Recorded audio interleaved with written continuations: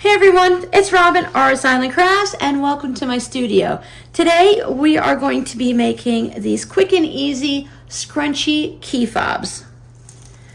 These are a great way to use up some leftover fabric and a little bit of elastic. I'll put a link down below in the comments to my regular key fob tutorial. Those are quick and easy, and so are these. For my key fob scrunchie, I am using a piece of fabric, just basic cotton quilting fabric. It is 4 inches wide and it is 24 inches long. I am using a piece of 1 inch wide non-roll elastic. Now you can use the regular 1/4 inch or 1/8 of an inch elastic that you might be using to make regular hair scrunchies, but I wanted something that created more of a cuff for my key fob scrunchie. And if you just want a regular standard scrunchie feel and you don't want to have that extra bit of elastic in there, just go ahead and use a 1/4 of an inch or so regular elastic. My key fob hardware is 1 inch. It already has the key ring attached, and that works perfectly with the 1 inch elastic. I've cut my elastic 9 inches long. As you make a few of these, if you want to adjust it and you think you want a little more fabric, a little less elastic, or vice versa, go ahead and adjust it. Create your own and make it any way that works for you. I'm using this pretty piece of quilting cotton fabric, but you could also use a satin or other type of silky feel fabric. Those are really nice on a key fob wrist scrunchie. I have a special pair of pliers to use to close and clamp down on the key fob hardware. This makes it really easy because it already has this piece of plastic protectant on it. If you just have a regular pair of pliers, you can put a piece of batting or a little piece of fabric or something on there just to protect this shiny surface of your key fob from getting scratched by your pliers, or if you just grabbed a pair out of the garage and they're a little bit rusty, it will help keep everything clean. There are many sellers on Amazon when you purchase a bulk order of the key fob hardware that it will already include a pair of pliers like that for you, or you can pick them up at a craft store. The first thing I want to do is take my fabric over to the iron, and I like to put a little bit of a hem on the end just to make the edge of it look neat. So on both ends of my fabric here, I'm going to fold over about a 1/4 of an inch or 3/8 of an inch just to create a little bit of hem on both ends. You don't have to do this step if you don't want, but I just like the way it has a nice finished edge to it. It's not super noticeable, but right there is an edge that does not have the hem folded onto it. Again, not very noticeable, but there is a hem on this edge, and it just leaves it so you don't have any fraying edges right there at the corners. Totally up to you if you choose to do it that way. Back to the iron, and with right sides together, I will give it a nice press all the way down, and it'll give me that folded edge with a nice little crisp crease to it. We're going to be stitching a 1/4 inch seam from one end all the way down to the other. But you may notice right now that our little scrunchy bit here of fabric is much wider than our key fob. So there's a little trick that you can do so that you can use wide elastic and have enough room here so you have a nice looser scrunchy cuff here versus having it super tight and right up to your elastic. Because right now my elastic is right there, so I have a little bit of breathing room. It helps it stretch out and everything, and it just gives you that needed space. I'm going to use a friction pen, but you can use whatever you happen to have on hand. And on from your folded edge, so right here where we are folded over, we're going to measure from that side because we're going to be stitching down on the open side. I'm going to measure 1 inch over because I'm using 1 inch elastic. What you can also do is just lay your elastic down and make a little mark 1 inch over or the width of your elastic.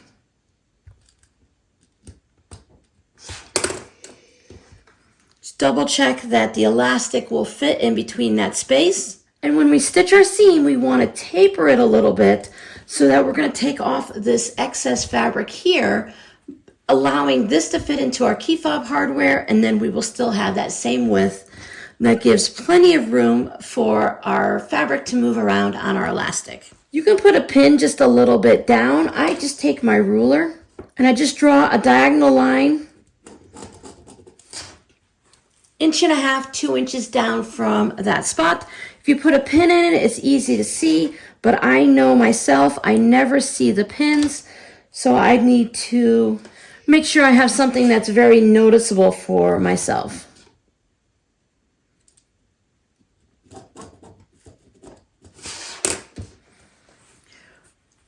Right sides together, both of the open sides over there. We have our diagonal line. So then we're just going to start sewing from here, and then we'll get down to this point, and when we hit the 1/4 inch, we will just stitch all the way down to the end of our tube until we hit this line there, and then once again we will taper it in. Back stitch at the beginning and the end.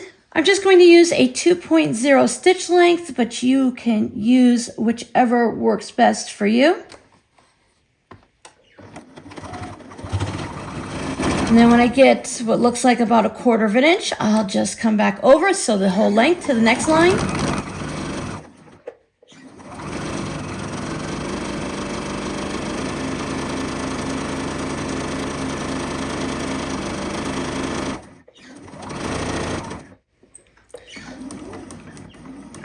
And when I get to the next line, I'll just stitch off the edge.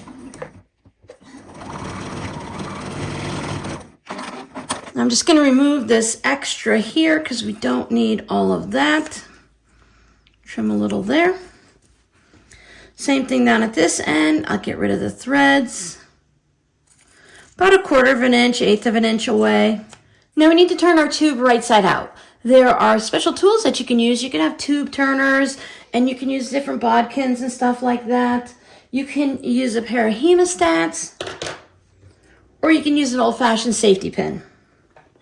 Now, if I were turning this with hemostats, it's better when you have the longer ones from the actual like doctor's office and dentist, but you just push it all down. Just be careful you don't push through to the sides, push through your fabric seams or edge at all. And then when you come out the other side, you have to scrunch this back up a little bit so you can open up that locking mechanism. Pop it in so you can just grab a piece of fabric and then you'd pull it out. But if you don't have hemostats and you don't have a bodkin or any special turning tools, safety pin is all they used back in the day, and we can do that now too. The larger ones just make it easier to grab onto. Since we already have that little hem here, I just pop through there. Otherwise, you can just grab the end of your fabric. Close your safety pin, put it back into your little sleeve, and then you can just feel the safety pin right here. Just push it through.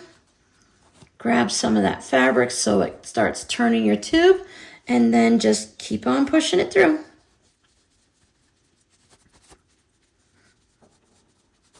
This works out fine if you're only going to make a few of them as a gift or something, but if you're going to be making a bunch of these, it might be worth it to invest in some of the specialty tools.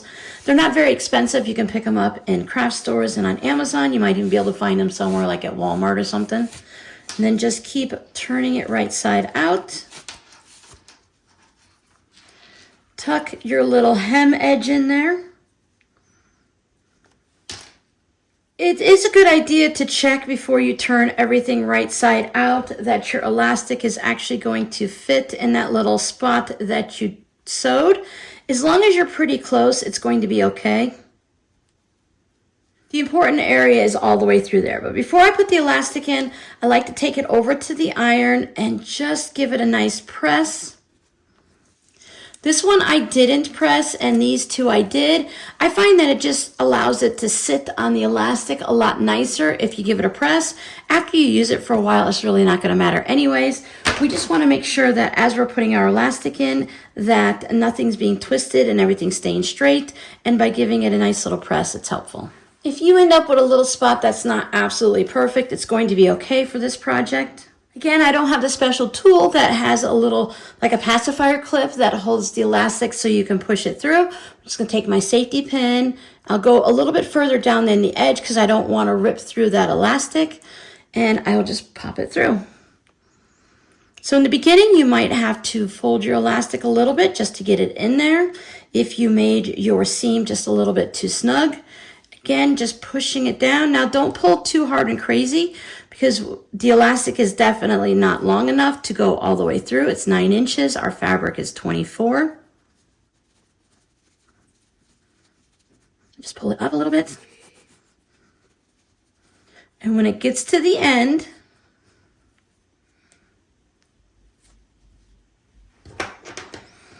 if you pull too hard and it goes all the way in, you can either pull it out and start all over or grab something, tweezers or the hemostats, to pull it back out.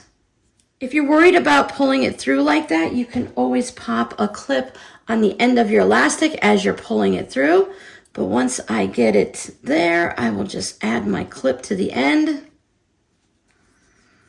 That'll work for now. I don't want to pull it back through again, and then continue feeding it through your tube. And once you get it to the end, we'll put another clip on. Remove your pin. I just like to make sure that it's not twisted. So here is my seam. I just want to make sure my seam is all the way there. So when I connect these two edges, I don't have anything that's twisted. I'm not going to worry about that little bit of elastic sticking out or this weird hem that's going on. I'm just going to line these two up. Take them to my sewing machine, and I'm going to stitch about 1/4 of an inch from this edge of my fabric, not from the end of this fraying elastic. I'm going to stitch through both layers and back stitch at the beginning and end. And that's just going to make it easier when we go to put our clip in here, so we're not fighting with trying to get two in. They'll both be connected as one, and we know that they'll be together and even. So there they are, stitched together. I'll trim these threads. And I'll trim off this little mess that's at the end, so it's about 1/4 of an inch, thereabouts, from my stitch line. Now some people like to put some E6000 glue on the edge of this before they put it into a key fob. I never have any on hand, and it really has a strong smell to it, so I just put a little of this clear gel tacky glue.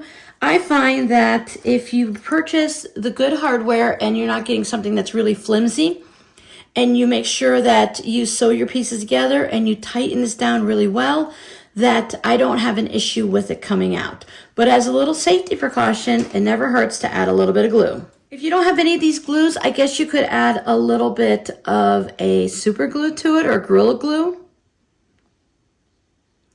It doesn't take very much. You just want to have a little bit on there. You don't want it coming out the ends of it. I only put it on one edge, because one side has these little triangle grippies in here, and they have openings right there. So if you have the glue on this side, it's going to come out. Take my tool. I like to put it, this is considered the back of the key fob, and this is the front. So I like to work from the front side, and I just get it all lined up.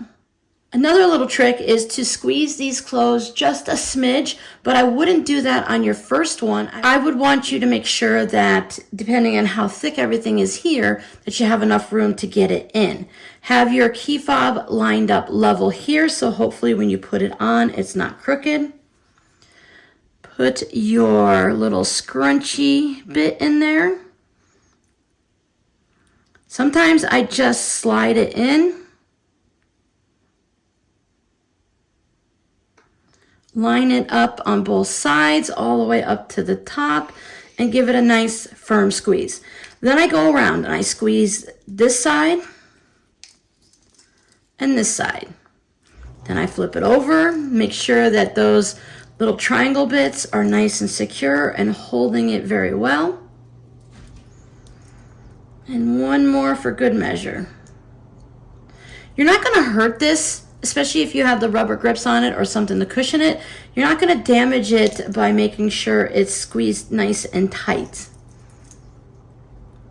Now, I don't know how many people actually look this closely at their key fobs, but I tried to see if I can get the fabric all the way to the top. And on this side, I have a little bit of an opening there. It doesn't bother me. I think it's still perfectly fine, but it is nice if you can get it nice and level and even. And that just means I pushed it in all the way this way and this side didn't get pushed all the way in. So that's one of the things to keep an eye out so you don't have any of that problem. Also, if it's pushed all the way to the top and you didn't fold the little hem or anything, then you don't have to worry about those frayed edges because they're all the way up against the top here. Some people will put their glue right at the top of their little piece before they put it in, so it sits right in there and it holds it in. So it's totally up to you and whatever works for you and the way you're making your little scrunchy key fob. Then skim so that everything, just like with any other scrunchie, you want to unscrunchie it. Make sure everything is sitting on there nice. And when you look at it, you really can't tell that much that we tapered a little bit of it. So this would be the side here with the seam that we tapered. If your scrunchie isn't scrunchied all the way down, you might be able to notice. I struggled a little with this one, so this one has a little bit of a taper there that you can see. But for the most part, it's not noticeable. So you can go ahead and just make a bunch of these. They are great little gifts if you want to make matching scrunchies to go with it or matching regular key fobs. These are a great, quick, fast gift that if you want to make them for a class or for Teacher Appreciation Day, you can make a bunch of these up really quickly. So your scrappy word for today is scrunchie. Have you ever made a scrunchie? I think most of us have made dozens of scrunchies. I'm not sure if anyone has made just one scrunchie. Most people tend to make several after they've made their first one and they realize how easy they are. Thank you so much for hanging out with me. I hope you make a bunch of scrunchy key fobs for those in your life. Make them for teachers, make them for church bazaars, make them as stocking stuffers. They make really great quick gifts. I'll see you guys in the next video. Bye.